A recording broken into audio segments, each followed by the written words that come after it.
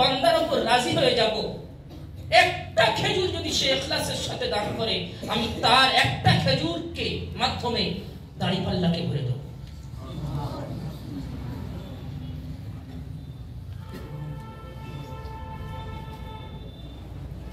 হাফিজ ইবনে হাজার আসকালানী রাহমাতুল্লাহ আলাইহি তিনি মুহাম্মদ বিন ইসহাক আজ-জাজ্জাজ রাহমাতুল্লাহ আলাইহি উদ্ধৃতি দিয়ে লিখেছেন, আজমা আহলুস সুন্নতি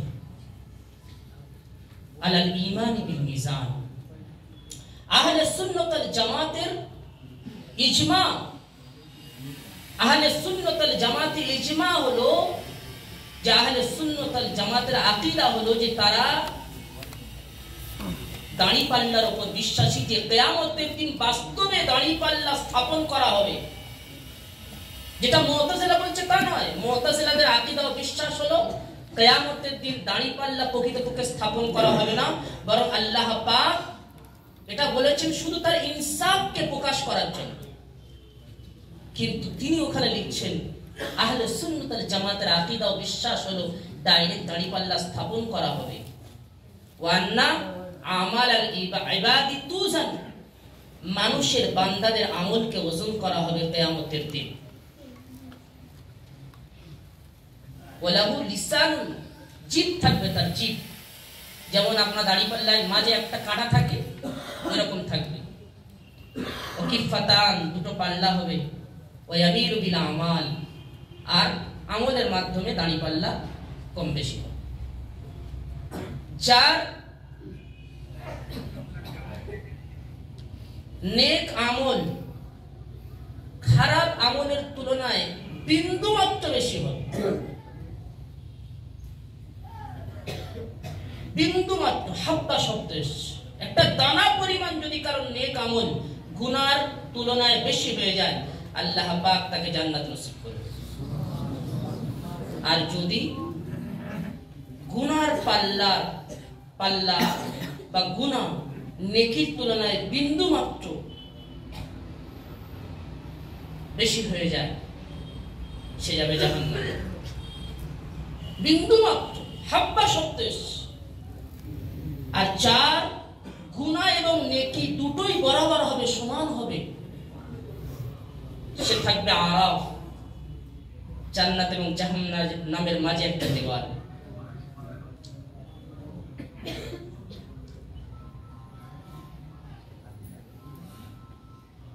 আল কিসতা, এটা হচ্ছে মাওয়াজিনের সিফাত, মানে ন্যায় পরায়ণতার দাঁড়িপাল্লা।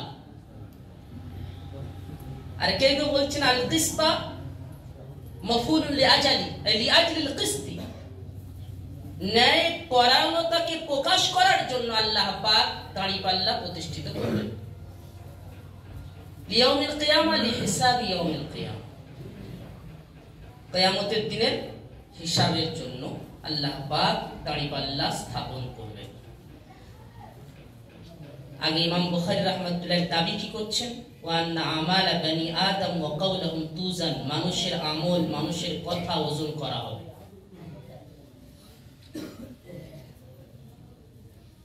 প্রশ্ন হলো ওজন করা হবে কোনটা, আমল না ওই রেজিস্টার যাতে আমল লেখা হয়, নাকি ওই ব্যক্তিকে যিনি আমল করেছেন? রিওয়ায়াত তিন ধরনের আছে, তবে ইমাম বুখারী রাহমাতুল্লাহ আলাইহির রায় হলো, আর এটাই জমহুরে উলামাদের রায়, এটাই হচ্ছে গ্রহণযোগ্য মত, যে না, আমল ওজন করা হবে, মানুষকে ওজন করা হবে না, রেজিস্টারকে ওজন করা হবে না, বরং ওজন করা হবে আমালকে। তিরমিজি শরীফের মধ্যে একটা হাদিস আছে, ইমাম তিরমিজি রাহমাতুল্লাহ আলাইহি বর্ণনা করেছেন, রাসূল করিম সাল্লাল্লাহু আলাইহি ওয়াসাল্লাম বলেছেন,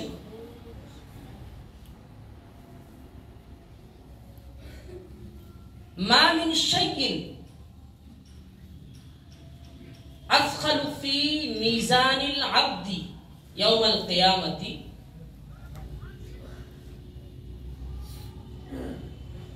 মিন হুসনিল খুলক।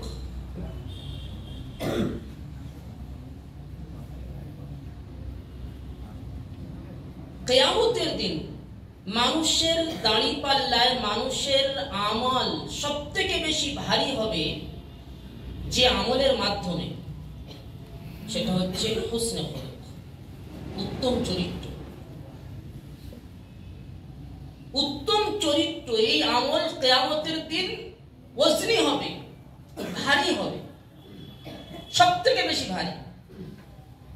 এর আরো ব্যাখ্যা আছে। তো এই হাদিস দ্বারা বোঝা গেল যে মানুষের আমলটাকে ওজন করা হবে। আর এই দাবির পক্ষে ইমাম বুখারী রাহমাতুল্লাহ শেষে ওই হাদিসটা এনেছে, জিকিরের হাদিস। সেখানে আরো স্পষ্ট হয়ে যায়। ইমাম বুখারী রাহমাতুল্লাহ আলাইহি বলেছেন মানুষের আমল ওজন করা হবে। প্রশ্ন হলো, সমস্ত মানুষের আমল কি ওজন করা হবে, নাকি কিছু মানুষ এমন আছে যাদের আমলই ওজন করা হবে?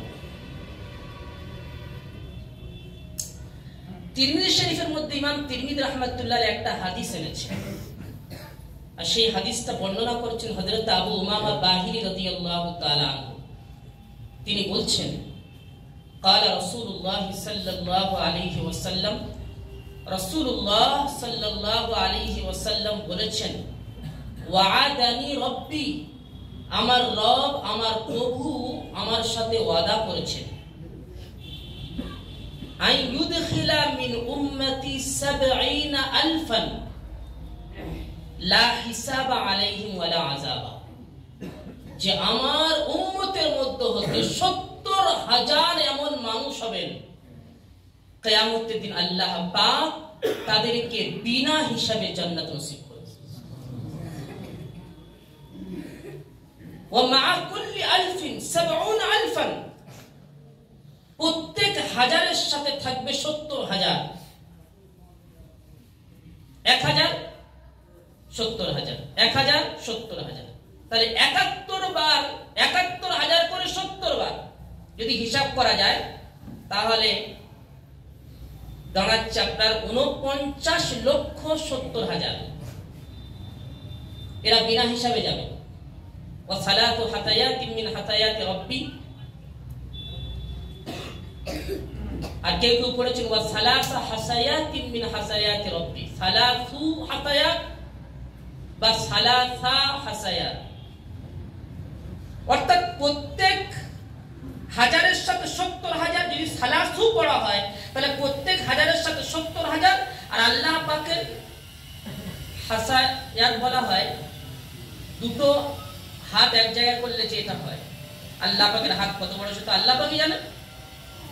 প্রত্যেক হাজারের সাথে ৭০,০০০, ফের দুবার ৩বার এরকম আছড়া ভরে আল্লাহ পাক তাদেরকে জান্নাত নসিব করবে। আর কেউ কেউ বলেছেন না, ওয়া সালাসা হাসায়াতিন মিন হাসায়াতি রাব্বি, ৭০,০০০ প্রবেশ করবেন, আর ৩বার যেটা দেবেন সেটা একবার হবে, প্রত্যেক হাজারের সাথে ৩বার করে নয়। তাহলে এই হাদিস দ্বারা বোঝা গেল যে আল্লাহ পাকের কিছু বান্দা এমন আছেন যাদের সংখ্যা প্রায় ৫০ লক্ষ, তারা বিনা হিসাবে জান্নাতে যাবে। কাদের মোটে হিসাব হবে না, কাদের ওজন করা হবে না। সাহিহ ফাতহুল বারি আল্লামা ইবনে হাজার আসকালানী রাহমাতুল্লাহ আলাইহি ফাতহুল বারির মধ্যে এটা উল্লেখ করেছেন। তিনি বলছেন জাহিরুহু ওয়াত তামিম, ইমাম বুখারী রাহমাতুল্লাহ যে হাদিসটা, যে শব্দটা এনেছেন, এর বাহ্যিক অর্থ এটাই যে সমস্ত বান্দার আমল ওজন করা হবে, কিন্তু না, খুসসা মিনহু তাইফাতান, ২ ধরনের মানুষকে তার থেকে ছেঁটে নেওয়া হয়েছে। প্রথম, মিনাল কুফার মান লা যামবা লাহু ইল্লা আল কুফর ওয়া লাম ইয়ামাল হাসানা, ওই কাফের কুফর ছাড়া অন্য কোন গুনাহ তার দ্বারা হয়। আর দ্বিতীয় হলো, সে কোন নেকির কাজই করে, ওয়া লাম ইয়ামাল হাসানা, একটাও কোনো নেকির কাজ করে, শুধু কুফর অবলম্বন করেছে। আরে ওই একটাই গুনাহ কুফর, তাহলে যেহেতু তার গুনাহটা হচ্ছে কুফর আর তার পরিবর্তে নেকির কোনো রেশ নেই, সুতরাং অন্য পাল্লায় রাখার কোনো জিনিসই নেই, সুতরাং এদের ওজন করা হবে না। আর দ্বিতীয় হলো ওই সমস্ত মুমিন মাল্লা সাইয়্যাতা লা, যার কোনো গুনাহ নেই, ওয়ালাহু হাসানাতুন কাসীরাতুন আলা মাহজিল ঈমান, ঈমান ছাড়া অনেক নেকির কাজ তারা করেছে, কিন্তু তার জীবনে কোনো গুনাহই নেই,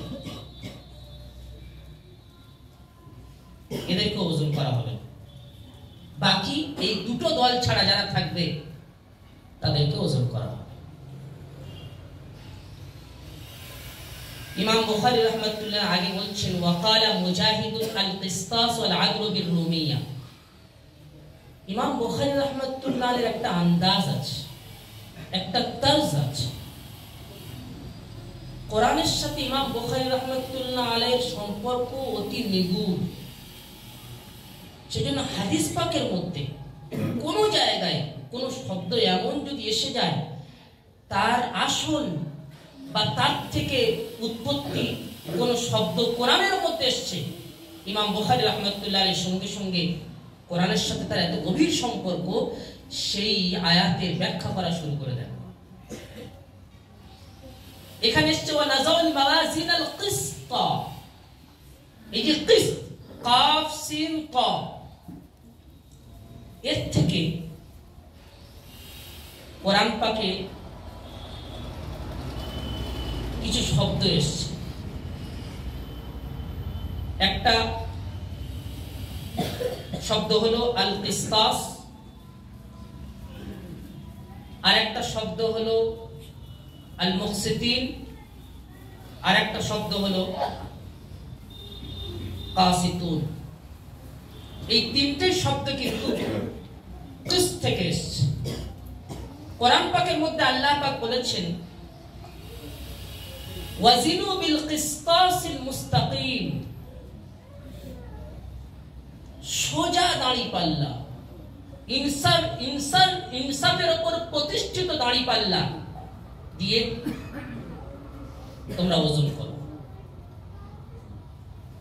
একটা আয়াত হলো এই ওয়াজিনু বিল কিসতাসিল মুস্তাকিম, আরেকটা আয়াত হলো ইন্নাল্লাহা ইউহিব্বুল মুকসিতিন, আল্লাহ পাক মুনসিফিন, যারা ন্যায় পরায়ণ তাদেরকে আল্লাহ ভালোবাসে। কোরআন পাকে আরেকটা জায়গায় এসেছে, আর আরেকটা জায়গায় এসেছে কোরআন পাকে ওয়া আম্মাল কাসিতুনা ফাকানু লিজাহান্নামা হাতাবা, যারা কাসিত হবে তারা জাহান্নামের জ্বালানি হবে। ইমাম বুখারী রাহমাতুল্লাহ আলাইহি বলছেন যে কিস শব্দ থেকে এই তিনটি আয়াত কোরআন পাকের মধ্যে আরো এসেছে, সেই তিনটি আয়াতের উনি ব্যাখ্যা করছেন। কি কোরআন পাকে যে এসেছে ওয়াজিনু বিল কিসতাসিল মুস্তাকিম, এই কিসতাসের অর্থ কি বলছেন? ক্বালা মুজাহিদুন, তাবি মুজাহিদ আলাইহির রাহমাহ তিনি বলছেন, বড় ইনি মুফাসসির মুজাহিদ আলাইহির রাহমাহ তিনি বলছেন আল কিসতাস ওয়াল আদলু বির রুমিয়া। কিসতাস এটা রুমি জবানে ইনসাফের অর্থে, ন্যায় পরায়ণতার অর্থ বহন করে। মানে আসল এটা রুমি শব্দ ছিল, কিন্তু পরে ফের আরবিতে এটা ব্যবহৃত হয়ে গেছে, পরে আরবি হয়ে যাওয়ার কারণে কোরআন পাকের মধ্যে।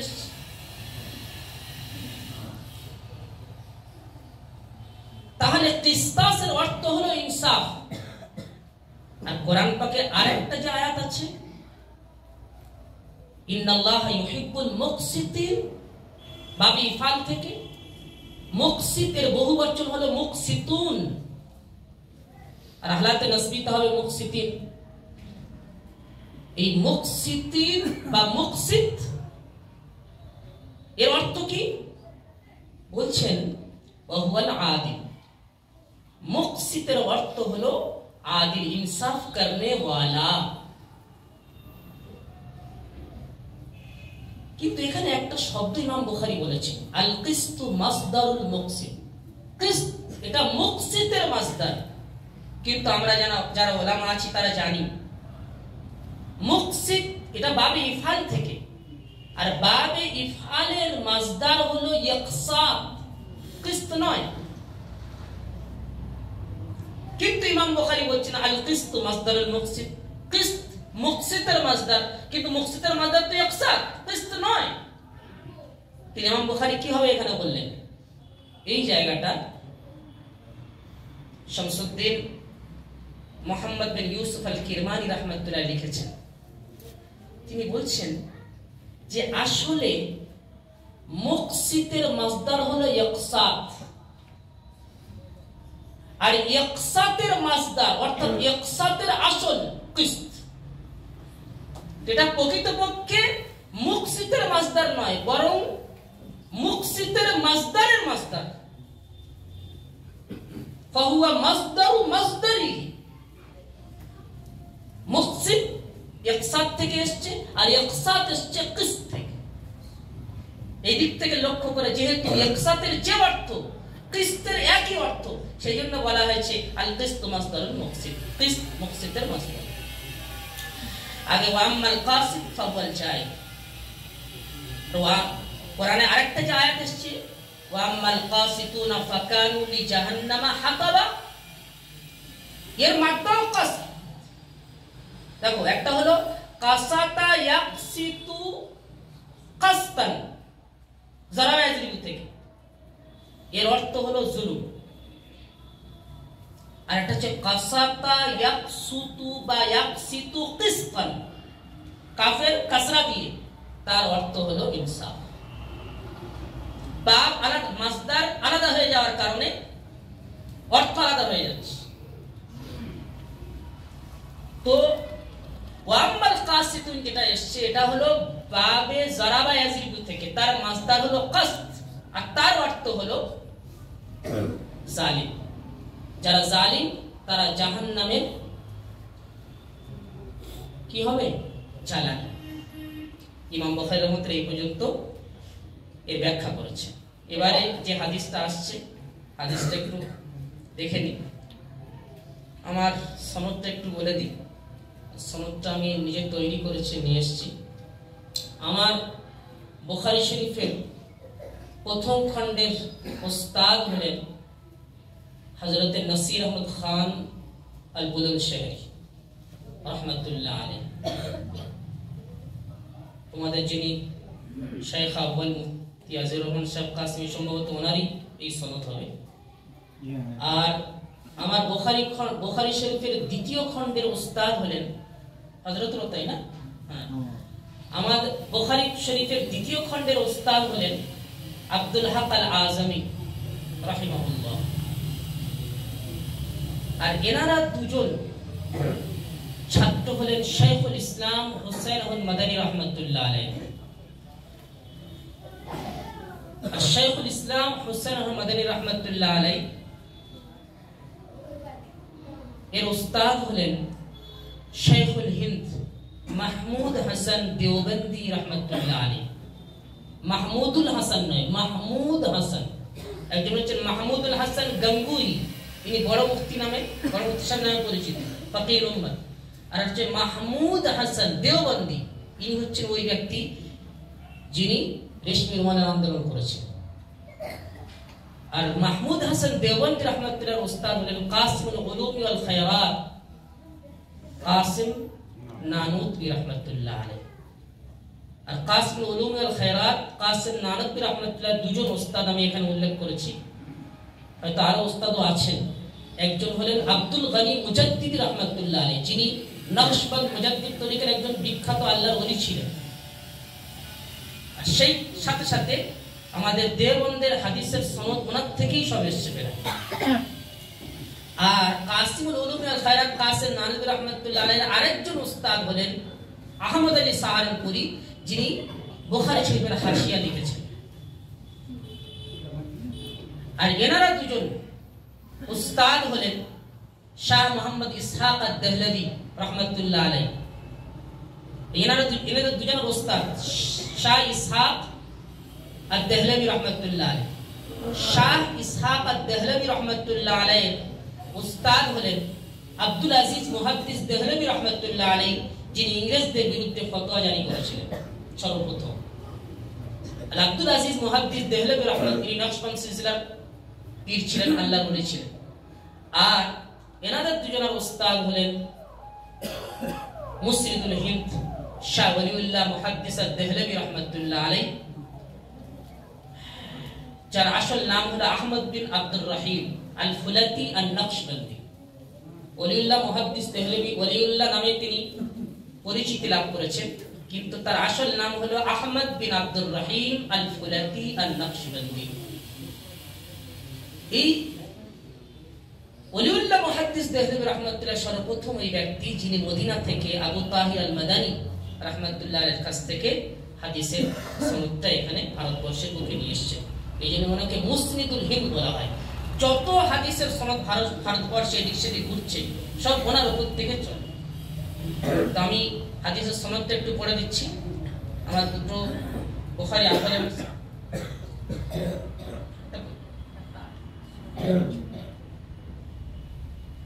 দুটো সনদ আমি এনেছি, তো আলাদা করে করা হয়েছে, সেটা একটু পড়ে দিচ্ছি। একটু শুনে নাও, আর জেরক্স করে তোমরা নিতে পারো। يقول العبد محمد مشتاق أحمد بن زمير أحمد الجوبي السفرغاني غفر له حدثنا شيخنا واستاذنا عبد الحق العازمي দ্বিতীয় খণ্ডের এটা।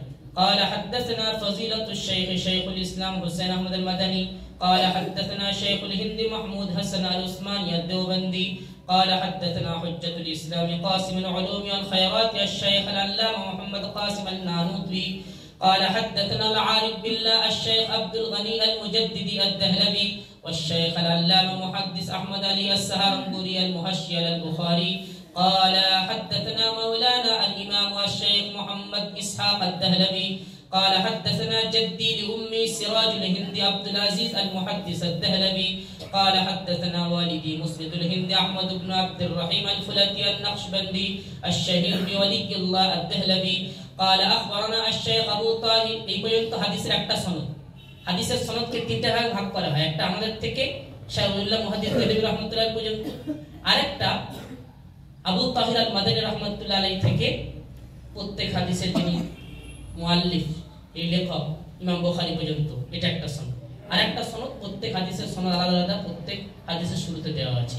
এই তিনটা ভাগে হাদিসের সনদকে ভাগ করা হয়।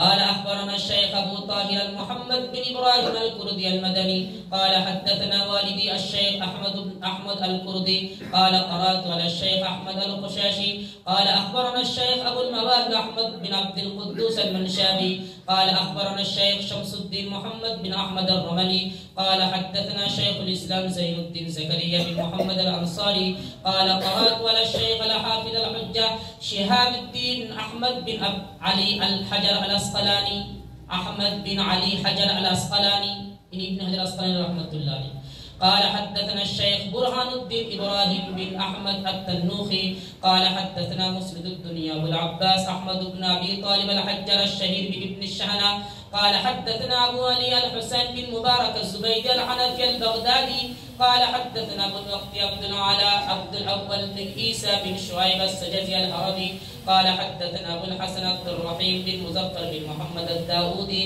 قال حدثنا أبو محمد عبد الله بن أحمد السرقسي قال حدثنا أبو عبد الله محمد بن يوسف الفربري محمد بن يوسف الفربري যিনি ইমাম বুখারীর কাছ থেকে ডাইরেক্ট হাদিস পড়েছেন। ইমাম বুখারী রাহমাতুল্লাহ আলাইহি 90,000 ছাত্রকে ডাইরেক্ট বুখারী শরীফের হাদিসের দর্স দিয়েছেন। তার মধ্যে 4 জনের নুসখা ইমাম বুখারীর সামনে, তো এরকম বুখারী শরীফ তো আর ছেলেদের সামনে ছিল না, তখন সব দেখাবো, তো ছাত্ররা লিখতেন। তো 4 জনের লেখাটা সারা বিশ্বে মশহুর হয়েছে। তার মধ্যে একজন আপনার ইউসুফ আল ফারাবরি, আবু আব্দুল্লাহ মুহাম্মদ ইউসুফ আল ফারাবরি।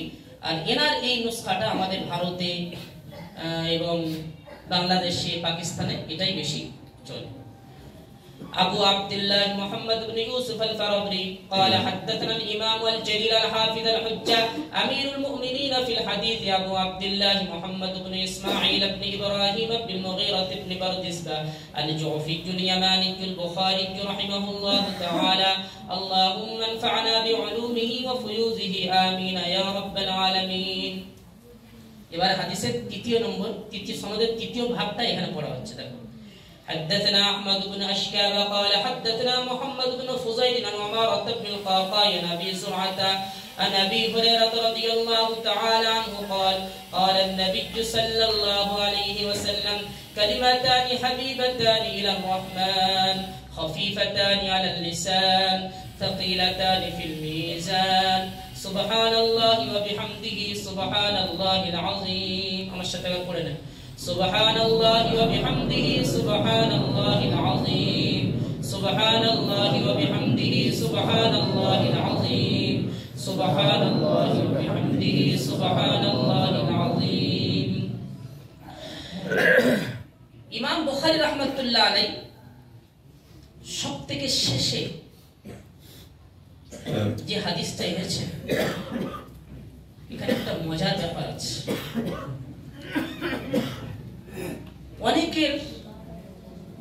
আমাদের অনেকের ধারণা এবং এটা আমরা ইউটিউব এবং বিভিন্ন মাধ্যমে শুনে থাকি যে বুখারীর সাথে হানাফিদের কোনো সম্পর্ক নেই কিন্তু আলহামদুলিল্লাহ সুম্মা আলহামদুলিল্লাহ এটা আমরা গর্বের সাথে বলতে পারি সারা পৃথিবী জুড়ে বুখারীর খিদমত এবং বুখারী পড়নে वाला সবথেকে বেশি হানাফি আলহামদুলিল্লাহ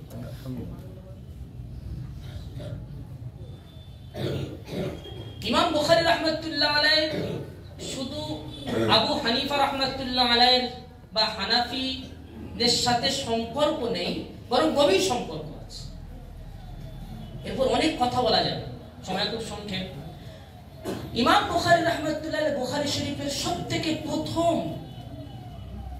যে হাদিসটা এনেছেন ইন্নামাল আমালু বিন্নিয়াত এই হাদিসের যিনি প্রথম শিক্ষক ইমাম বুখারী রাহমাতুল্লাহ আলাইহি তিনি হলেন হাদাসানা আল হুমাইদি এনার নাম নয় আসল নাম হলো আব্দুল্লাহ বিন জুবায়ের আল হুমাইদি আল মক্কি আল কুরাইশি ये अब्दुल्लाह बिन जुबैर हुमायदी रहमतुल्लाह अलैहि जाती इमाम बुखारी रहमतुल्लाह अलैहि बुखारी शरीफ शुरू করেছেন যে উস্তাদের মাধ্যমে তিনি ছাত্র হলেন আব্দুর রাজ্জাক আস-সানআনী রাহমাতুল্লাহ আলাইহি এই আব্দুর রাজ্জাক আস-সানআনী রাহমাতুল্লাহ আলাইহি ইনি হলেন ওই ব্যক্তি যিনি মুসান্নাফে আব্দুর রাজ্জাক লিখেছেন আব্দুর রাজ্জাক আস-সানআনী রাহমাতুল্লাহ আলাইহি তিনি ছাত্র হলেন ইমাম আযম আবু হানিফা রাহমাতুল্লাহ আলাইহি চার ছাত্রের হাদিস দিয়ে ইমাম বুখারী রাহমাতুল্লাহ আলাইহি বুখারী শরীফ শুরু করলেন সেই আবু হানিফার সাথে ইমাম বুখারীর সম্পর্ক নেই আচ্ছা বুখারী শরীফ শেষ করেছেন যে সমস্ত রাবীদের মাধ্যমে প্রথম হলেন আহমদ ইবনে আশকাব দ্বিতীয় হলেন মুহাম্মদ ইবনে ফুজাইল তৃতীয় হলেন উমারাত বিন খাকা চতুর্থ হলেন আবু জুরআ এই যে চারজন মুহাদ্দিসের নাম ইমাম বুখারী উল্লেখ করেছেন আল্লামা কিরমানি রাহমাতুল্লাহ আলাইহি আল কাওয়াকিবুদ দারারি এর মধ্যে লিখেছেন একদম শেষ খণ্ডে 25 নম্বর খণ্ডে তিনি লিখেছেন আজীব কথা যে আরবাআতুন কুল্লুহুম কুফিয়ুন এই যে চারজন ব্যক্তির নাম এবং সনদ ইমাম বুখারী রাহমাতুল্লাহ পেশ করেছেন এরা সব কজনই কুফার বাসিন্দা বলুন সুবহানাল্লাহ আর কুফার কে আবু হানিফা রাহমাতুল্লাহ ইমাম বুখারী রাহমাতুল্লাহ আলাইহি জীবনীতে পাওয়া যায় আর এই কথাটা শাইখুল হাদিস আল্লামা জাকারিয়া আলাইহির রহমা লামিউদ দারারি বুখারী শরীফের ব্যাখ্যা গ্রন্থ আরবিতে তার ভূমিকাতে উল্লেখ করেছেন। আর তার ভূমিকাতেও ইমাম বুখারী রাহমাতুল্লাহ আলাইহি পুরো খুলে খুলে তিনি বর্ণনা করেছেন। ইমাম বুখারী রাহমাতুল্লাহ আলাইহি তার জন্ম, তার মৃত্যু, ইমাম বুখারী কোন মাসলাকে, বুখারী শরীফের এত মান কেন, এবং ইমাম বুখারী রাহমাতুল্লাহ আলাইহি হানাফিদের সাথে কি সম্পর্ক, পুরো খুলে খুলে তিনি আলোচনা করেছেন। এবং ওখানে ইমাম বুখারী রাহমাতুল্লাহর ব্যাপারে এবং সহিহ বুখারীর ব্যাপারে শাইখুল হাদিস আল্লামা জাকারিয়া রাহমাতুল্লাহ উল্লেখ করেছেন ইমাম বুখারী রাহমাতুল্লাহ বুখারী শরীফের নামের কথা। এই যে বড় নাম, যেটা এই বড় নামের কথা উল্লেখ করেছেন লামিউদ দারারি ভূমিকাতে শাইখুল হাদিস আল্লামা জাকারিয়া আলাইহির রহমা কামরাবী রাহমাতুল্লাহ আলাইহি। তো ওখানে ইমাম বুখারীর জীবনীতে তিনি লিখেছেন, ইমাম বুখারী বলছেন, আমি হাদিস অন্বেষণ করার করতে বিভিন্ন জায়গা সফর করেছি, বহু জায়গা সফর করেছি। আগে দিচ্ছেন ইমাম বুখারী নিজে বলছেন, ওয়ালা উহসি কাম দাখালতুল কুফাতা ওয়াল বাগদাদ মাআল মুহাদ্দিসিন, আমি বলতে পারবো না যে আমি কুফাতে এবং বাগদাদে কত মুহাদ্দিসিনদের সাথে আমি যোগাযোগ করেছি আর কতবার আমি গিয়েছি, আমি বলতে পারবো। যদি কুফাতে হাদিস না থাকতো, ইমাম বুখারী রাহমাতুল্লাহ কি করতে গিয়েছেন? ওখানে অন্য জায়গায় লিখেছেন যে আমি ওখানে এতবার গিয়েছি, এখানে এতবার গিয়েছি, কিন্তু কুফার ব্যাপারে তিনি বলেছেন ওয়ালা উহসিকাম দাখালতুল কুফাতা ওয়াল বাগদাদ মাআল মুহাদ্দিসিন, কুফাতে আমি কতবার গিয়েছি আমি বলতে পারবো আঙ্গিনাত। তাহলে বোঝা গেল সেই জামানা কুফা ছিল হাদিস এবং ফিকহের খাজানা মার্কাজ। তবে ইমাম বুখারীর মতো এত বড় ব্যক্তি বারবার ওখানে গিয়েছেন।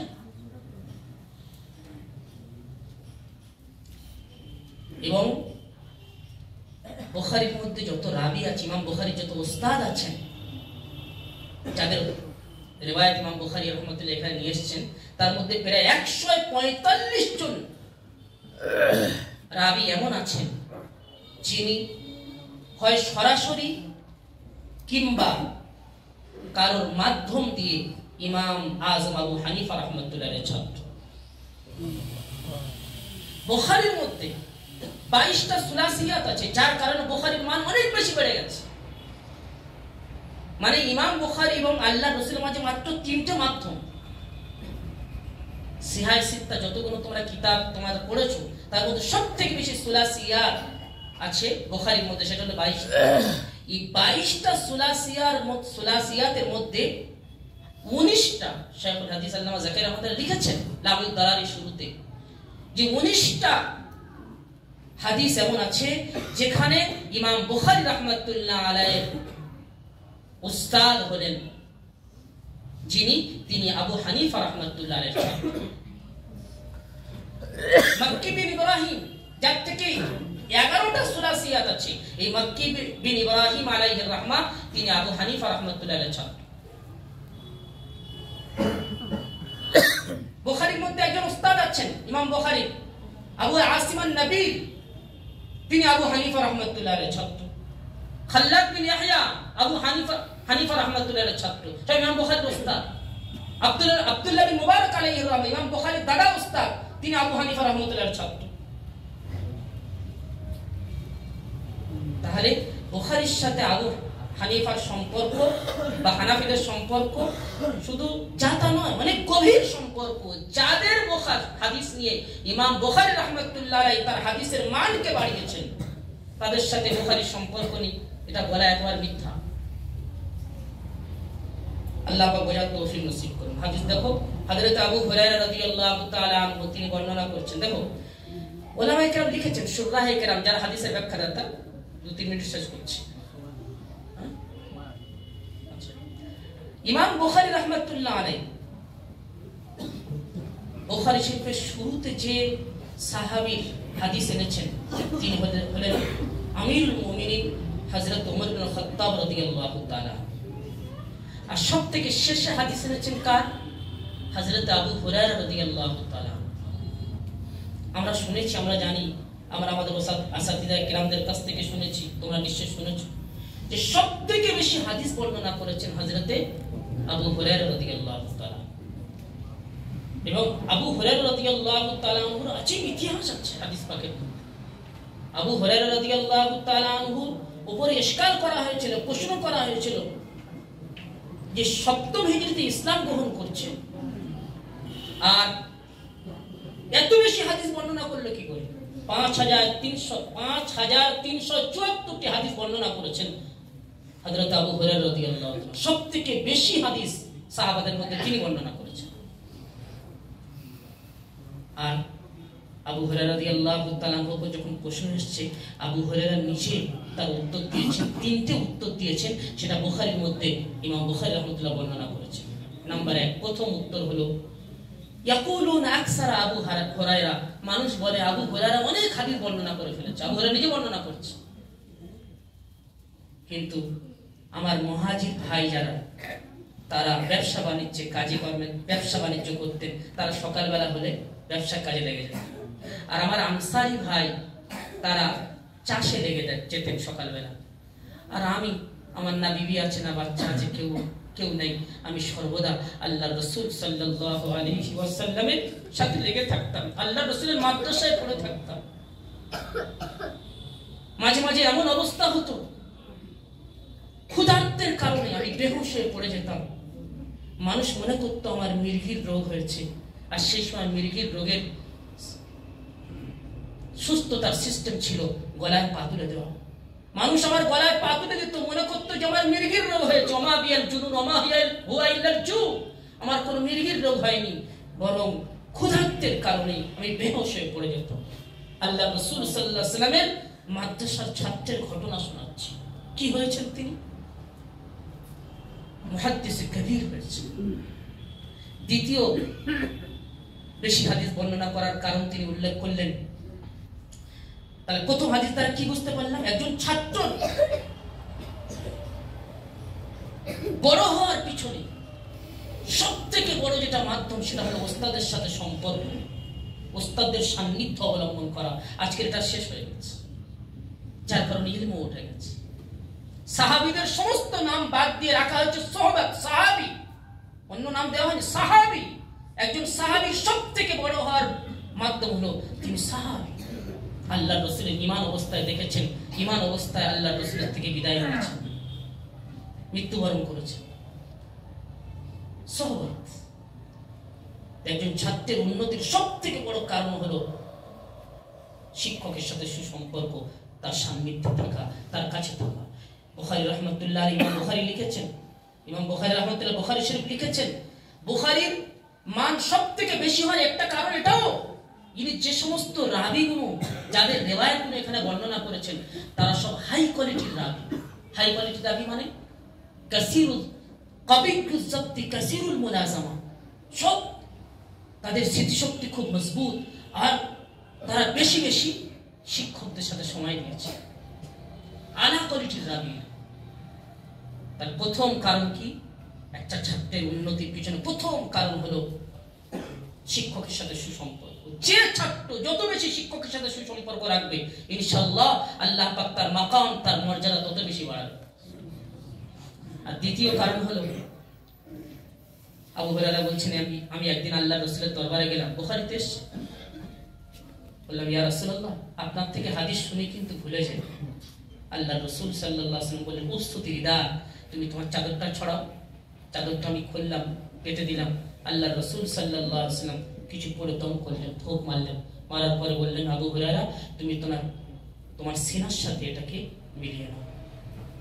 ওই চাদরটা যখন আমি সিনার সাথে মিলিয়ে নিলাম, তারপর থেকে আল্লাহর রাসূল সাল্লাল্লাহু আলাইহি ওয়াসাল্লামের কোন হাদিসের কোন শব্দ, কোন একটা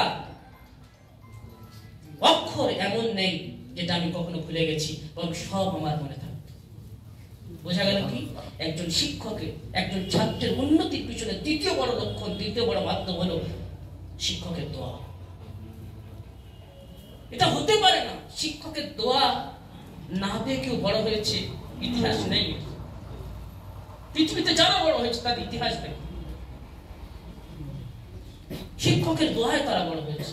ইবনে আব্বাস রাইসুল মুফাসসিরিন হয়েছে আল্লাহর রাসূলের দোয়ার বদৌলতে। নাম্বার 3, তিনি বললেন, আমি একজন আমার সাথীকে ডাকলাম, ডেকে বললাম, আচ্ছা বলো তো, গতকাল আল্লাহ রাসূল ইশার নামাজে কোন সূরা পড়েছে? তো আমার সাথী বলতে পারল। আমি তাকে জিজ্ঞাসা করলাম, তুমি ছিলে না? বলে, হ্যাঁ ছিলাম তো। আবু হুরায়রা তখন বললেন, আমার মনে আছে আল্লাহ রাসূল গতকাল ইশার নামাজে কোন সূরা পড়েছেন, আমার মনে আছে, কারা সূরাত কাযা ও কাযা, এই সূরা আল্লাহ রাসূল পড়েছেন। কি বলতে চাইলেন? একজন ছাত্রের উন্নতির আরেকটা বড় মাধ্যম হলো উস্তাদ যখন কথা বলবেন ধ্যান দিয়ে শুনবেন। তিনি ছিলেন, কিন্তু আল্লাহ রাসূল পড়েছেন কি খেয়াল নেই। ছাত্রের উন্নতির পিছনে তৃতীয় বড় মাধ্যম হলো, তৃতীয় বড় জিনিস হলো শিক্ষক যখন কথা বলবেন ভালো করে কান লাগিয়ে শুনবেন। ইমাম বুখারী রাহমাতুল্লাহ আলাইহি আবু হুরায়রা রাদিয়াল্লাহু তাআলা আনহু হাদিসটা সবথেকে শেষে এনে একজন তালিবিনদের একটা তালিবিনের মেহনতের কথা স্মরণ করে দিচ্ছে। একজন তালিবিন হতে গেলে, প্রকৃত ইলম অন্বেষণকারী হতে গেলে তার কত মেহনত, কত পরিশ্রম করা দরকার, আর শিক্ষকের সাথে কিরকম সুসম্পর্ক রাখা দরকার, শিক্ষকের কিরকম দোয়া নেওয়া দরকার। ওমর ইবনে খাত্তাব রাদিয়াল্লাহু তাআলা তিনি আফকাহুল হাদিস ছিলেন।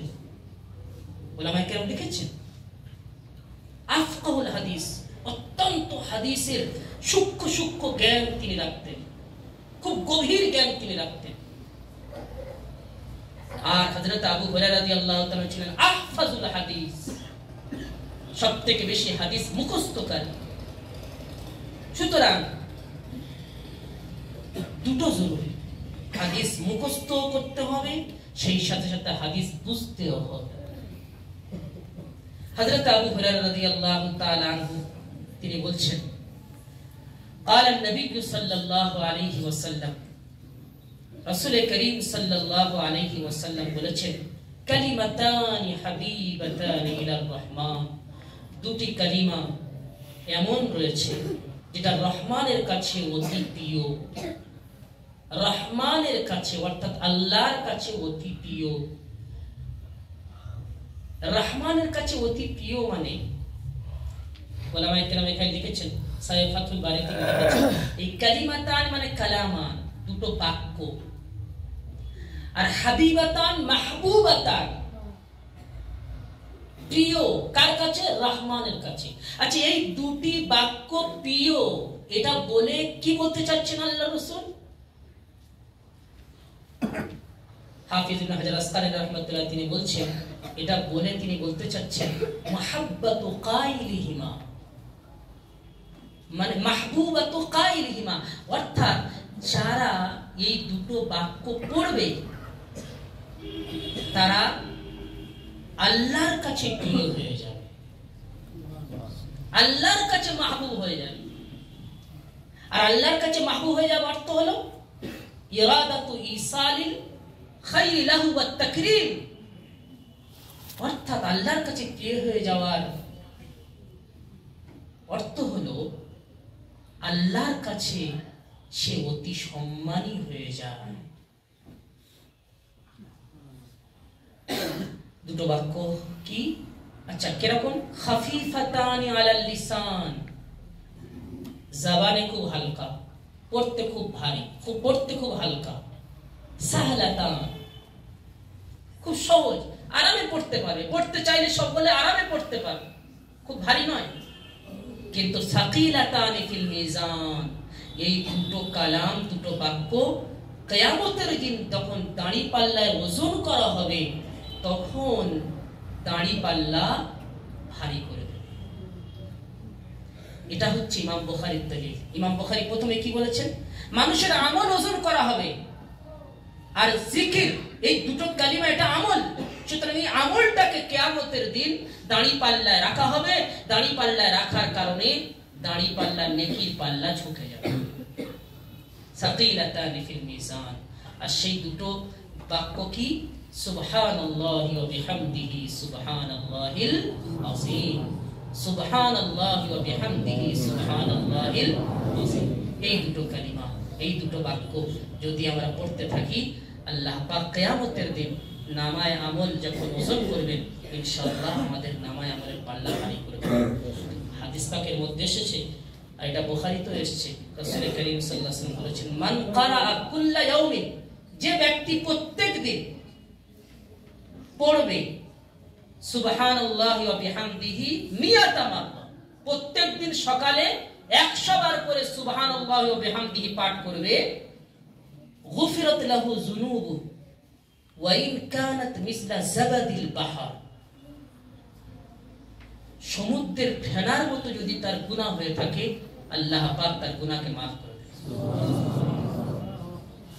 কারণ এর মধ্যে আল্লাহ পাকের পবিত্রতার বর্ণনা আছে, আর এর মধ্যে আল্লাহ পাকের প্রশংসার কথা আছে যে আল্লাহ ওই জাত সুবহান, সমস্ত খারাপি থেকে তিনি পবিত্র। আর সমস্ত খারাপি থেকে পবিত্র তার অর্থ হলো সমস্ত কল্যাণ, সমস্ত ভালাই, সমস্ত রকম গুণ আল্লাহ পাকের মধ্যে রয়েছে। যখন আল্লাহ পাকের মধ্যে রয়েছে তো প্রশংসার যোগ্য কেবলমাত্র আল্লাহ। তো আল্লাহ পাক ইমাম বুখারী রাহমাতুল্লাহ আলাইহি বুখারী শরীফ শুরু করেছেন নিয়তের মাধ্যমে, আর শেষ করেছেন কিসের মাধ্যমে? জিকিরের মাধ্যমে। ওলামা ইকরাম লিখেছেন যদি জিকির খালিস নিয়তে আল্লাহর জন্য করা যায় ইনশাআল্লাহ কিয়ামতের দিন আল্লাহ পাক আমাদেরকে সম্মানিত করবেন। আর দাড়ি পাল্লা ওজন ভারী হবে। দেখুন এখানে শেষ 1 মিনিট, আল্লাহ পাক ইমাম বুখারী রাহমাতুল্লাহ বলেছেন যে আমল ওজন করা হবে, গোনা হবে না, কিন্তু ওজন মানে আমলটাকে ভারী বানাতে হবে। কারণ যদি আমল অল্প হয় আর যদি ভারী হয় সে কামিয়াব হয়ে যাবে। আর কারণ আমল অনেক হলো কিন্তু ভারী হলো না, সে অসফল। আর আমল ভারী হয় দুটো জিনিসের মাধ্যমে, একটা হলো ইখলাস আর একটা হলো ইত্তেবায়ে সুন্নাত। আমি যে আমলটা করছি এটা শরীয়ত অনুযায়ী কিনা এটা আগে ভাবতে হবে। জোহরের 4 রাকাতের জায়গায় যদি কেউ 6 রাকাত পড়ে, যতই ইখলাসের সাথে পড়ুক না কেন কোনো দাম নেই। আর কেউ ইখলাসের সাথে জোহরের 4 রাকাত পড়ছে কিন্তু আচ্ছা কেউ 4 রাকাতই পড়ছে কিন্তু ইখলাস নেই, তাহলে তার আমলের কোনো দাম নেই। দুটো জিনিস হতে হবে, যে যেমনটা আমি করছি শরীয়তের গণ্ডির মধ্যে কি বিদআত হয়ে যাচ্ছে। নাম্বার 2, এর মধ্যে আল্লাহর সন্তুষ্টি আছে কিনা। এই দুটো যদি আমরা খেয়াল রাখতে পারি ইনশাআল্লাহ কিয়ামতের দিন আমাদের আল্লাহ পাক সম্মানিত করবেন। ওয়া আখিরু দাওয়ানা আলহামদুলিল্লাহি রাব্বিল আলামিন।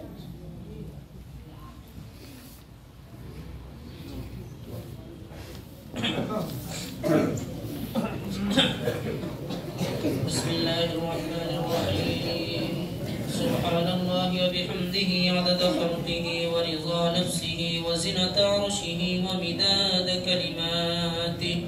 اللهم صل على سيدنا محمد وعلى آل سيدنا محمد وبارك وسلم. اللهم صل على سيدنا محمد وعلى آل سيدنا محمد وبارك وسلم. اللهم صل على سيدنا محمد وعلى آل سيدنا محمد وبارك وسلم. ربنا آتنا في الدنيا حسنة وفي الآخرة حسنة وقنا عذاب النار. ربنا ظلمنا أنفسنا وإن لم تغفر لنا وترحمنا لنكونن من الخاسرين. اللهم احفظنا من كل بلاء الدنيا وعذاب الآخرة. توفنا مسلمين وألحقنا بالصالحين. توفنا مسلمين وألحقنا بالصالحين. توفنا مسلمين وألحقنا بالصالحين. غير خزايا ولا ندامى ولا مفتونين. غير خزايا ولا ندامى ولا مفتونين. اللهم حبب إلينا الإيمان وزينه في قلوبنا وكره إلينا الكفر والفسوق والعصيان وكره إلينا الكفر والفسوق والعصيان وكره إلينا الكفر والفسوق والعصيان واجعلنا من الراشدين واجعلنا من الراشدين. اللهم إنا نسألك علما نافعا ورزقا واسعا وحلالا طيبا وإيمانا كاملا وقلبا خاشعا وعملا متقبلا وشفاء من كل داء. اللهم إنا نعوذ بك من علم لا ينفع اللهم إنا نعوذ بك من علم لا ينفع اللهم إنا نعوذ بك من علم لا ينفع ومن قلب لا يخشع ومن دعاء لا يسمع ومن نفس لا تشبع ومن عين لا تدمع ومن دعوة لا يستجاب لها. مولاي كريم الغفار الستار من شيء أعظم عباد شهوات شهوان دار شهور كرنا هذا مولا বড় আশীর্বাদ তোমার মতো মহান বাদশাহ দরবারে গুনার কথা স্বীকার করে গুনার বোঝা মাথায় নিয়ে ওলামাদেরকে সাথে নিয়ে মুরব্বিদেরকে সাথে নিয়ে তালিবে ইলমদেরকে সাথে নিয়ে পবিত্র বুখারী শরীফ মোলা শেষ দর্শ দেওয়ার পরে তোমার শাহী দরবারে অনেক আশা নিয়ে হাত তুলেছি। মওলাই করিম তুমি এর ওসিলা করে আমাদেরকে ক্ষমা করে দাও আমাদেরকে তুমি মাফ করে দাও। আমরা কিতাবের মধ্যে পড়েছি বুজুর্গরা লিখেছেন বুখারী শরীফ খতম করার পরে দোয়া কবুল হয়। মওলাই করিম তুমি আমাদেরকে কবুল করে দাও মাওলা তুমি আমাদেরকে মাফ করে দাও আমাদের পিতামাতাকে ক্ষমা করে দাও আমাদের আসাতিজায়ে কেরামদেরকে ক্ষমা করে দাও আমাদের আসাতিজায়ে কেরামদেরকে ক্ষমা করে দাও তাদের রূহানি ফেরেশ তুমি আমাদের নসিব করো। মওলাই করিম যারা দোয়ার জন্য বলেছেন আশা রাখেন দোয়ার হকদার তাদের সকলের সমস্ত রকম জায়েজ নির্বাচনকে পূর্ণ করে দাও। মওলা ইমাম বুখারী রাহমাতুল্লাহ আলাইহির সওয়াবকে পৌঁছে দিও তার রূহানি ফেরেশ তুমি আমাদের নসিব করো। মওলা কত তাকওয়ার সাথে কত পরহেজগারির সাথে তোমার সাথে সম্পর্ক করে মওলা একটি করে হাদিস লিখেছেন মওলা তোমার খাস রহম যে তুমি আমাদের মতো নালায়েককে এরকম কিতাব পড়ার এবং পড়ানোর সুযোগ করে দিয়েছো মওলাই করিম তুমি আমাদেরকে কবুল করে দাও আমাদেরকে তুমি ক্ষমা করে দাও এর হক আদায় করার তুমি তৌফিক নসিব করো। মওলা যে সমস্ত ছাত্রদের এখানে ফারিগ হচ্ছে এদের সকলকে তুমি কবুল করে নাও এদের পিতামাতাদেরকে কবুল করে নাও এই প্রতিষ্ঠানকে তুমি কবুল করে নাও কর্তৃপক্ষদেরকে কবুল করে নাও আসাতিজায়ে কেরামদেরকে কবুল করে নাও। মওলা যারা মুআবিদিন রয়েছেন যারা বিভিন্নভাবে সাহায্য করেন সহযোগিতা করেন মওলা যারা আজকে বহু দূর দূর থেকে এসেছেন মওলা দোয়া নেওয়ার জন্য মওলা সকলেরকে তুমি কবুল করে নাও। মওলা ব্যবসা বাণিজ্যের মধ্যে তুমি বরকত নসিব করো। মওলা করিম আমাদের সাংসারিক জীবনকে সুখময় মধুময় বানিয়ে দাও। মওলা তোমার বাইতুল্লাহ শরীফের জিয়ারত করার তৌফিক নসিব করো। সকলকে মনের ওসিলা করে হজ পাক নসিব করে মওলা তোমার রাসূলের সামনে দাঁড়িয়ে ডাইরেক্ট সালাম পেশ করতে পারি সে তৌফিক তুমি নসিব করো। যারা করেছেন তাদেরকে বারবার করার তৌফিক নসিব করো। মওলা কাল কিয়ামতের দিবসে ভিআইপি গেস্ট হিসাবে তোমার আরশের ছায়া দিলে তুমি যাদেরকে ছায়া দেবে তাদের মধ্যে আমাদেরকেও শামিল করে নিও তাদের মধ্যে তুমি আমাদেরকেও শামিল করে নিও তোমার রাসূলের পাক ও পবিত্র হাতে হাউজে কাউসারের পাক ও পবিত্র পানি পান করার সুযোগ করে দিও তোমার রাসূলের সুপারিশ পাওয়ার তৌফিক নসিব করো। মওলাই করিম অনেক বছর পরে তোমার রাসূলকে জন্ম নেওয়ার কারণে তোমার রাসূলকে আমরা চোখে দেখতে পাইনি মওলা কত সুন্দর তার চোখ কত সুন্দর তার নাক কত সুন্দর তার মুখ কত সুন্দর তার কপাল কত সুন্দর তার চুল বিশ্বের সবথেকে সেরা শ্রেষ্ঠ সুন্দর মানুষ তুমি তাকে বানিয়েছো মওলা স্বপ্নের মাধ্যমে একবার হলেও তুমি দিদার করিয়ে দাও যারা করেছেন তাদেরকে বারবার করার তৌফিক নসিব করো। এই মাদ্রাসার সমস্ত রকম জরুরিয়াতকে গায়বী খাজানা থেকে পূরণ করে দাও। মওলা বুখারীর যে নিসবত তুমি দিয়েছো মৃত্যু পর্যন্ত নিসবত বাকি রেখো আমাদের গুনাহের কারণে নিসবত তুমি ছিনিয়ে নিও আমাদের গুনাহের কারণে নিসবত তুমি ছিনিয়ে নিও মওলা বংশকে আমার বংশ বাকি রেখো মাওলা, আমাদের সকলের বংশ তুমি বাকি রেখো মাওলা। মাওলা আমরা যারা নিসবত পেয়েছি, পড়ানোর সুযোগ পেয়েছি মাওলা, আমাদের সকলকে কবুল করে নাও মাওলা। মাওলা আমাদের সকলকে তুমি কবুল করে নাও, তোমার মহব্বত আমাদের সকলকে নসিব করো, তোমার রাসূলের ইশকের আগুন আমাদের অন্তরে নসিব করো, ইখলাস দাও মাওলা, দিনের মকবুল খিদমত তুমি নিয়ে নাও, ইখলাসের সাথে হিম্মতের সাথে তাওয়াজুর সাথে তোমার দিনের মকবুল খিদমত তুমি নিয়ে নাও মাওলা। মাওলাই করিম ইজ্জতের সাথে তুমি মৃত্যু দিও মাওলা, তুমি ইজ্জতের সাথে মৃত্যু দিও, বেইজ্জতের সাথে মৃত্যু থেকে তুমি হেফাজত করো মাওলা। আর আমাদের বাচ্চাদেরকে তুমি কবুল করো না, আমাদের বাচ্চাদেরকে তুমি কবুল করে নাও, আমরা যেন দুনিয়াতে যাওয়ার সময় আমাদের বাচ্চাদেরকে দেখে চক্ষুকে শীতল করে যেতে পারি, সে তৌফিক তুমি নসিব করো মাওলা। যা চেয়েছি তুমি দান করো, যা চাইতে পারি না অথচ আমাদের জন্য মঙ্গল করো, কল্যাণ দেখতে তুমি নসিব করো। ربنا تقبل منا انك انت السميع العليم وتب علينا يا مولانا انك انت التواب الرحيم وصلى الله تعالى على خير خلقه محمد واله واصحابه اجمعين برحمتك يا ارحم